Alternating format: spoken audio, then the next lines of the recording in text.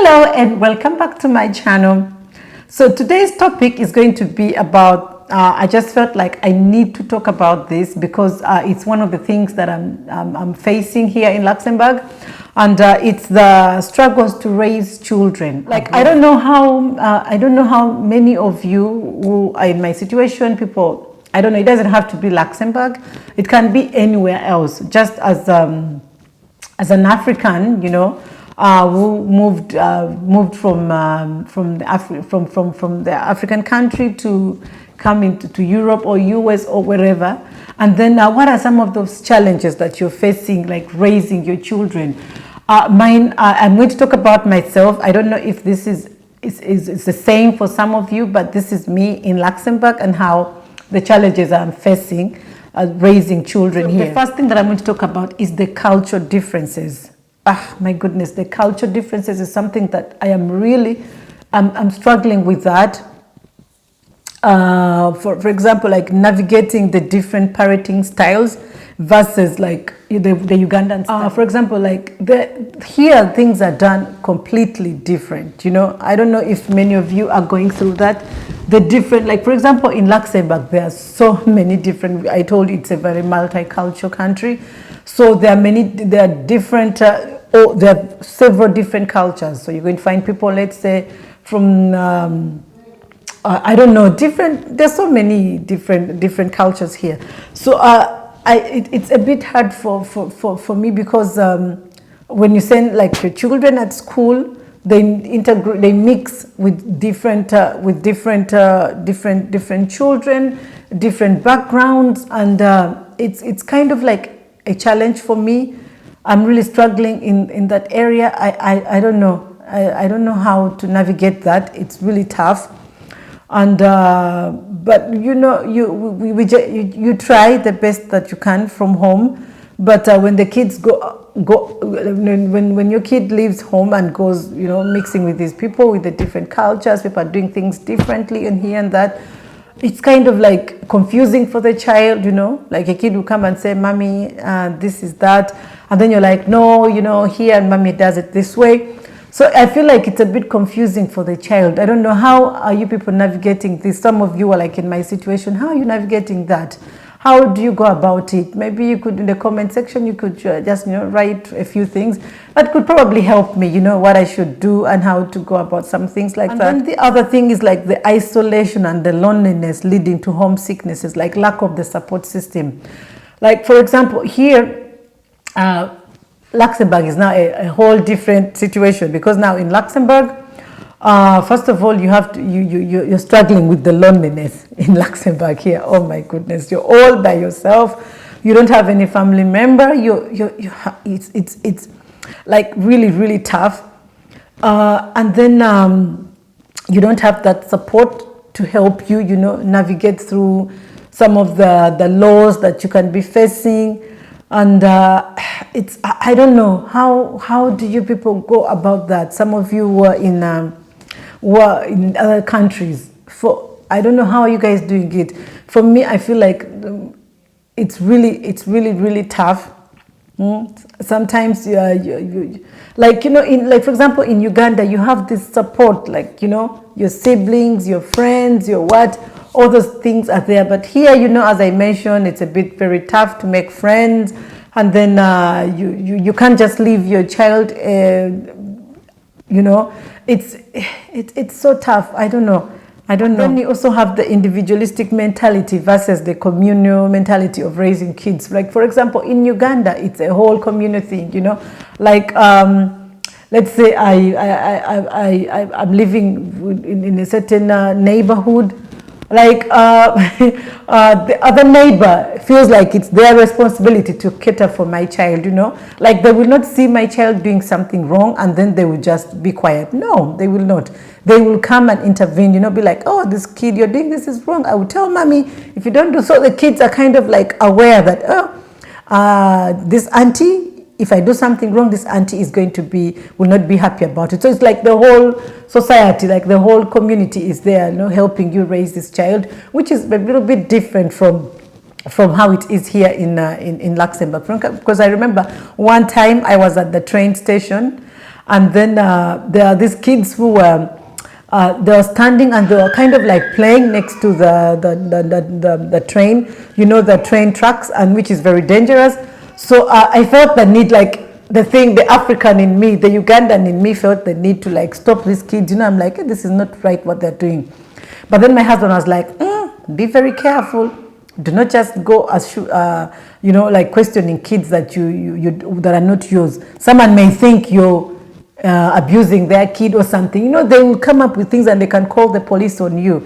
So it's a bit, it's a gray area. You need to be very careful. So I was like, but I'm just, you know, what they're doing is not good. They're like, no, you need to be very careful. So you may end up speaking and then you get into trouble. But in Uganda, in fact, even for example, in Uganda, even the neighbor will hold the baby's hand and bring, if possible, can even, you know, punish there, and then if the kid is doing something wrong, and it will be okay, you know, as long as, of course, you not go overboard. But if you're teaching the child, it is very okay. Like, it's how we are. I don't know if it's the same for the other African countries, but in Uganda, that is how it is. For me, that is how I was raised. Like, I wouldn't be doing anything wrong when I know my mom's friend is somewhere there watching, because I know she's going to come and, you know, assure me if I'm doing something completely wrong. My goodness, keeping the children indoor, that thing really, I feel like it really bothers me a lot. It, like, you know, it's of course it's the weather. There's nothing you can do about the weather. If the weather is bad,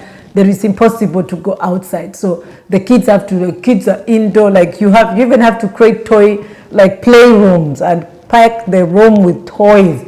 Like, children are inside 24/7. I miss that, you know, as opposed to back in Uganda. I don't even remember at any one time whereby I was inside the house. I spent most of my holidays outside playing, coming back all dirty, looking all ramshackled, you know, with the hair the other side. It was just so lively. Like, you play, you come back with wounds, you're fallen down, your head is not. I miss that. So this is some of the struggles, you know, like I'm not blaming here, because it's just what it is, you know. So I'm just stating some of those challenges that we face. So the kids are inside. So only summertime, and for Luxembourg, our summers are like, how do you call it? You know when, how can I put it? Like, it's the summers are like, I don't even know. It comes like a glimpse of sunshine. That's your summer. So at the end of it, or even summertime, you find yourself that you're inside. So I really miss that for my kids, and I don't know. But anyway, I'm finding a solution for that. All the summer holidays, back to Uganda. You send the kids back to Uganda, you know. It's really tough. I don't know, are some of you going through that? Then another thing that I'm struggling with is like how to teach the children, the punishments. What kind of punishments do you give your kids? Because, you know, that is completely different. I think it can also touch on the cultural ways of raising kids.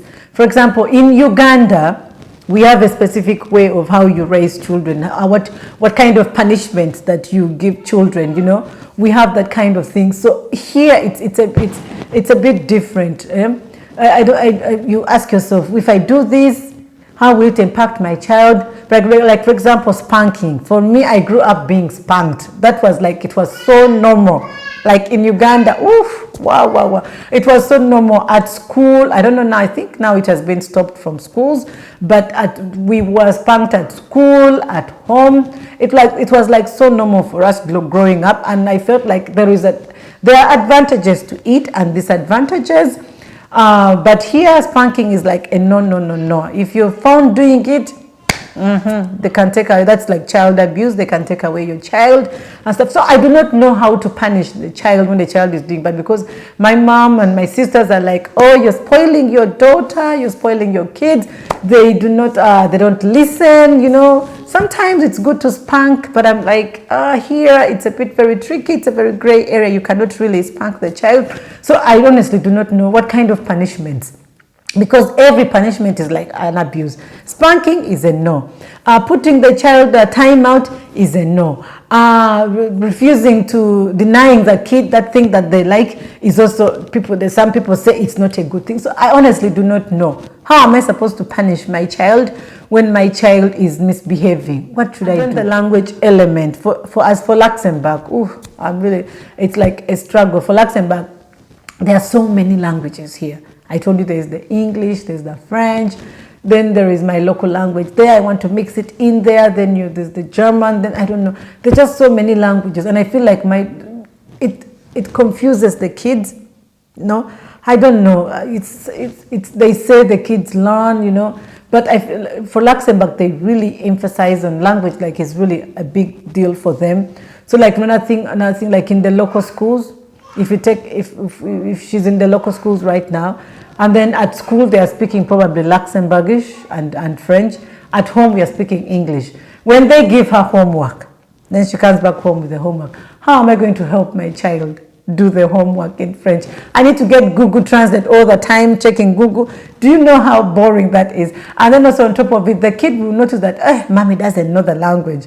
So somehow, I feel like it minimizes my kind of like authority over the kid, like to educate the kid, to show them that mommy knows it or whatever it is. So the kid will be like, mommy doesn't know this thing. So I'm starting to feel like I feel minimized. Like education system in Luxembourg, it's completely different from what is in Uganda. Because for example, here I noticed where my sister's kid, who is in right now, I think she's 6. And she started her primary. But for us, Uganda, we have what we call the nursery, which starts at 3, 4, 5 years. It starts at 3 years, but by the time the kid is done with we have K1, K2, and K3. That is in Uganda. So by the time the kid is done with K3, the kid is able to read. They can read. The kid can write. The kid can.